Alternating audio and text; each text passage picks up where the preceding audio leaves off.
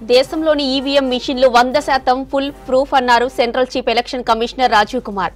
ఎవ్వరూ హ్యాక్ చేయలేరని తేల్చి చెప్పారు. ఇక ప్రతిపక్షాలు ఎలక్ట్రానిక్ ఓటింగ్ మిషన్ల పనితీరుపై ఎన్నిసార్లు ప్రశ్నించినా వారికి సమాధానం చెబుతామన్నారు. ఇజ్రాయెల్ పేసర్లను హ్యాక్ చేసినట్లు ఈవీఎంలను హ్యాక్ చేయొచ్చిన కాంగ్రెస్ నేత రషీద్ అల్వి కామెంట్లపై స్పందించారు central chief election commissioner Rajiv Kumar. దేశంలోని ఈవీఎం మిషన్లు 100% ఫుల్ ప్రూఫ్ అన్నారు central chief election commissioner Rajiv Kumar. ఎవరూ హ్యాక్ చేయలేరని తేల్చి చెప్పారు. ఇక ప్రతిపక్షాలు ఎలక్ట్రానిక్ ఓటింగ్ మిషన్ల పనితీరుపై ఎన్నిసార్లు ప్రశ్నించినా వారికి సమాధానం చెబుతామన్నారు.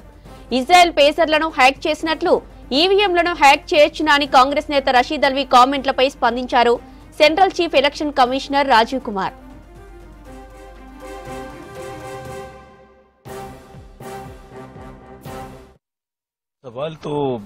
सवाल का जवाब पब्लिक देती है. वोटिंग में परसेंटेज और वोटिंग में पार्टिसिपेट करके पब्लिक जवाब देती है सवाल का. जहां तक ईवीएम्स और इन सब का प्रश्न है वो 100% फुल प्रूफ है. मैं कई बार बता चुका हूं. फिर आज अगर ये प्रश्न उठेगा तो फिर बताएंगे.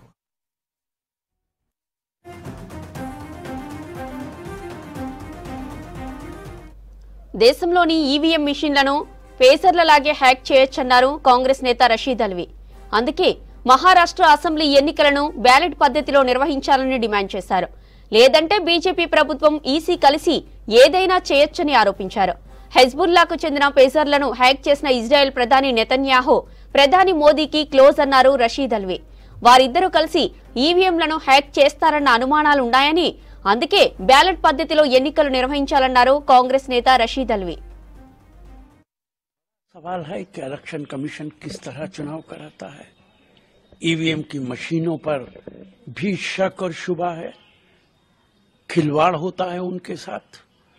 इसलिए कुछ नहीं कहा जा सकता कि महाराष्ट्र के अंदर क्या होगा. हमने छत्तीसगढ़ के अंदर देखा है, मध्य प्रदेश के अंदर देखा है, और अब हरियाणा के अंदर सारे एग्जिट पोल कह रहे थे, हरियाणा का हर नागरिक कह रहा था कि कांग्रेस पार्टी की सरकार बनेगी, लेकिन नतीजा आते आते कुछ और आया है.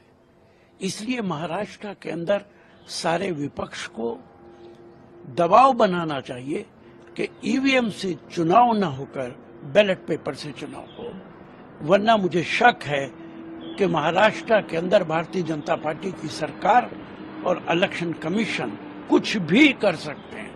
मेरा कहना है कि अगर इस्राइल 600 किलोमीटर दूर से घर बैठे बैठे पेजर और वॉकी टॉकी के जरिए लोगों को मार सकता है, तो ईवीएम की तो कोई औकात ही नहीं है. और प्रधानमंत्री के बहुत अच्छे रिश्ते हैं इस्राइल के साथ. इस्राइल इन मामलात के अंदर एक्सपर्ट है. इसलिए ईवीएम का बड़ा खेल कहीं भी हो सकता है, और उसके लिए भारतीय जनता पार्टी चुनाव से पहले ये सारे